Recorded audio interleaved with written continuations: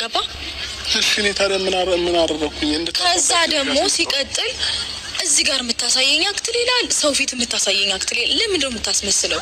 ሰው ፊት እንዴት ነው የምትናገረው? አነጋገር ሲያስጠላ፣ አኳኋን ሲያስጠላ። ገባ? ሪስፔክት ከዛ ነው የሚጀምረው። ምንድን ነበር ስታወራኝ የነበረው? ከዚህ በፊት ስንገናኝ የነበረበት ሞመንት ያስጠላል። በጣም ነው የሚያስጠላው። ከመጣ በኋላ ምን አይነት ነገር በምን አይነት መንገድ በጣም ነው የሚያስጠላው። ምን አድርገናል? ይኸውልህ አብሮሽ ካለሽ ሰው ጋራ ዘላለም መኖር ትችላለሽ ብለኸኛል። አንድ እንደዛ እኮ ያልኩበት ምክንያት ነገር ስለምትበይ ነው። እኔ ረስቼዋለሁ። አሁን ረስቼው ነበር። እኔ ደግሞ አረሳውማ። እኔን ነው ዝቅ እያደረግኝ ያለው ሰው ፊት ሁሉንም ነገርማ ማለት ነው። ያንዳንዷን ማውራት ነገር አረሳውም። ሪስፔክት ከንግግርህ ነው የሚጀምረው። ሰው ፊት እንዴት ነው አክት የምታደርገው? እኔን ስታይ ገብቶሃል? አሁን ማለት ነው ችግርሽ ምን እንደሆነ ያውቃለች። ይኸውልህ አንዴ አይደለም ባለፈ ነገር ግን ብለሽ ቁስል ብቻ ነው እንዴ? ለምንድን ነው የምትደግመው ታዲያ? አንተ መታረም አትችልም እንዴ? ሁሌ አንድ አይነት ሰውስ መሆን አይሰለችም እኮ? የሰው ልጅ ያው በቃ ይናደዳል። ሲናደድ ደግሞ የሚናገረውን አያውቅም። ምናልባት ስናደድ ብዙ ነገር ተናገርሽ ሊሆን ይችላል። በእናትህ በጣም ነው እንዴ የምትናደደው? በቃ እየቀለድኩ እኮ አይደለም። ሲቀጥል ደግሞ አንቺም ጋር ሰዎች እየመጡ ማይሆን ነገር እየነገሩሽ ነው። እኔም ጋር ሰዎች እየመጡ በመሀላችን ማይሆን ነገር እየተናገሩ ነው። ስለዚህ እነዚህን ሰዎች ዙሪያችን ላይ ያሉ ሰዎች እናጽዳና እኔና አንቺ እናውራ ነው። ሁላቸውም እንዳሉ እንደነበሩ ይቀመጡ። አንተም ባለበት ተቀመጥ፣ እኔም ባለሁበት ይቀመጣለሁ። በቃ እኔ ይሄን የተመቸኝ በቃ እኔ ይሄን የተመቸኝ ምክንያቱም ገብቼ የማይስተካከልበት ነገር ውስጥ እኔ መቆየት አልፈልግም። ገብቶሃል? ክብሬን እፈልገዋለሁ። በቃ አንተ ማስጠበቅ የማትችለውን እንደ ባል ሚለውን ተውና እንደ ባል እንደነበረ ሰው ገባ። የእኔን ክብር ማስጠበቅ ካልቻልክ ተወው ያንተን። እኔ ግን የራሴን ክብር አላስደፍርም።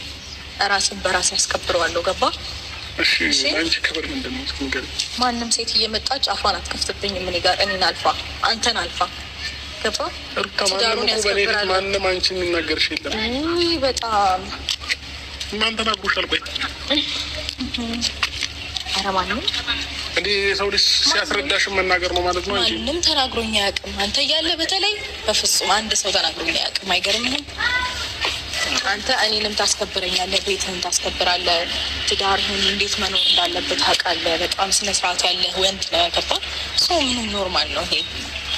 እኔ አሁን ምን በቃ ይቅርታ ልትለኝ ከሆነ እሺ ይቅርታው፣ ግን በቃ ልጅ ሲወለድ ነው ማየት የምትችለው። እኔም በእናትህ ባታገኘኝ ደስ ይለኛል። አብርሃምና ሩታ ዛሬ መጡልን። ሁለት ሆነው ለብቻ ሳይሆን ማንም ሰው አጠገቡ ሳይሆን ከካሜራ ማን ውጭ መጥተዋል ማለት ነው። ስለዚህ የምንወደው ሰው ለእኛ አውጥቶ የምናገረን ቃል በእያንዳንዱ ውጤት አላት ማለት ነው። በእያንዳንዱ ውጤት አላት። ምን ችግር የለም። ሰው ሌላ ሰው ብናገረን እኮ ያኛን ቃል እኮ ላንሰበስብ እንችላለን፣ ላናስበው ራሱ እንችላለን። ግን የምንወደው ሰው የሚያወጣ ቃል በእያንዳንዱ ጥቅም አለ ወይ እንትን አለ ማለት ነው። ዋጋም ሊያስከፍል ይችላል። ሰላም ውድ የዩቱብ ተከታታዮቼ እንዴት ናችሁ? ደህና ናችሁ? ሰብስክራይብ፣ ላይክ፣ ሼር እያደረጋችሁ አበረታቱ። እስከዛሬ ሰብስክራይብ ያደረጋችሁ አመሰግናለሁ። ዛሬ አብርሽና ሩታ አብሮ መጡ፣ ለብቻ መጡ። አብርሃም ዛሬ ምን እያለ ነበረ? መጥቷል ማለት ነው። አንደኛ ስጠብቆ ልጅ አልወጣል ያለ ነው። ቀኑ መለፈ፣ ልትወልድ አልቻለችም።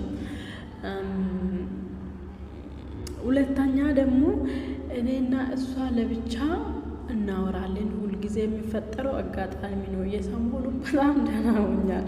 ግን አንተ እኮ አብርሃም እኮ ተናዴ ታውቃለህ እንደ አንተ የሆነ ነገር ሆነ ታውቃለህ። እኔ አላምንህም ማለት ነው። አንተ ለምን አላምንህም?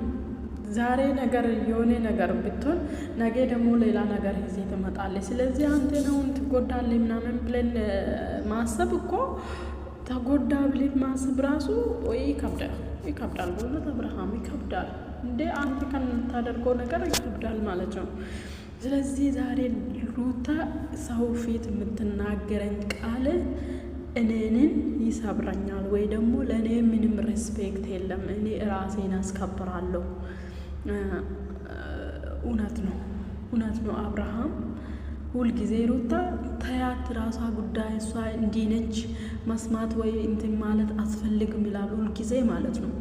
ለሌሎች ሰው ተወግኖ ነው እሷ ላይ የምናገራት።